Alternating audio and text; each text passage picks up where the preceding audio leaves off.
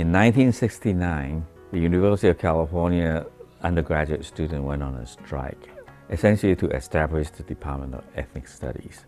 But until around 1980s, the curriculum continued to be not very diverse. So there was an increasing awareness on the part of some faculty and the students that we had to do something to diversify the curriculum across the campus. And that's how this American Cultures came into being. The American Cultures program on campus is unique. Our curriculum began in 1991. So we just celebrated a big anniversary. The American Cultures Engaged Scholarship Program, or ACES, is a program that actually came out of a model that the head of American Cultures and I came up with a few years ago. And I started thinking about the fact that American Cultures is the one course that every student has to take. It's like, what if every American Cultures course had a community-based component? Then every Cal student, when they're on campus, would get off campus. Particularly for ACES, this idea of kind of switching the traditional separation of teaching, research, and service is part of what's really important. And that prioritizing one piece of that sort of triangle over another, or seeing them as separate things, is no longer really a way that universities can function. Now it's not about a choice of education versus community. It's community in education. We've been at the forefront of trying to engage a new type of research that, goes beyond the status quo, goes beyond the idea of, we have to be inside of an institution to conduct research.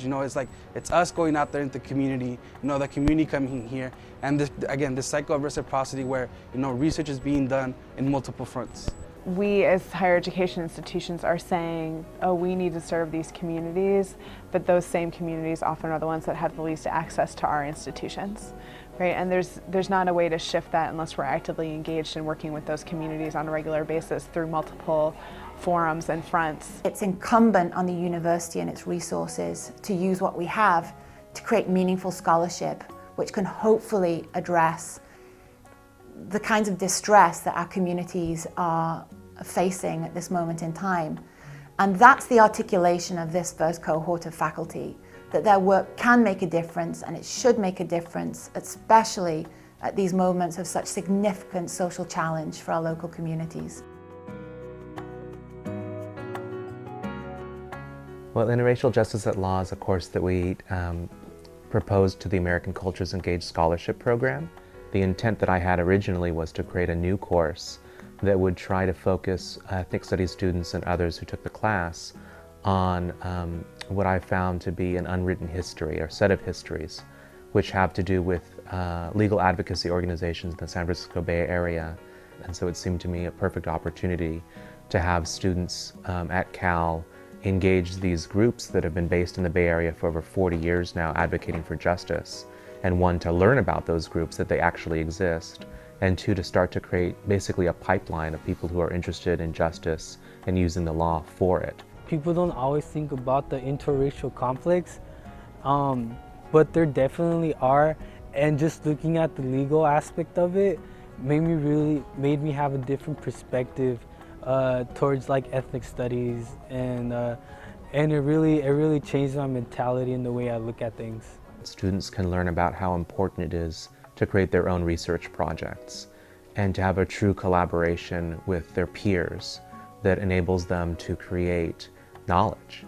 What we were going to do was not just be in class, but like go outside, right? And I haven't had an experience like that before, where we take what we learn and then use it outside as well. It makes sense to me that we would try to, especially in a class where we're looking to look and discern and unearth these hidden histories of legal ethnic organizations, to try to mirror that in some substantial way by having students work with each other and hopefully creating things, conditions, resources, and support that enable that to go better than if it was just like, do a group project.